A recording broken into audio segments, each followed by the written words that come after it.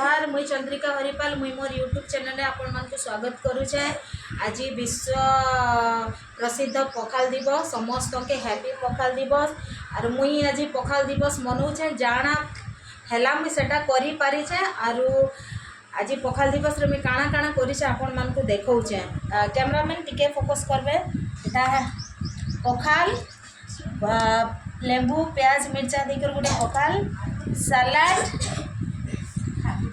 छोट माछ भजा इटा टमाटर चटनी टमाटर चिटका नहीं है तो भात जाए नहीं पखाल छोट आलू भजा देखी पार तो यहाँ पुटल भजा तार संगे होइछे भाजी साग पापड़ करला भजा फूलकोबी मटर भजा आउ समस्ते पखाल खाइले कि नहीं मते निश्चय जनाबे।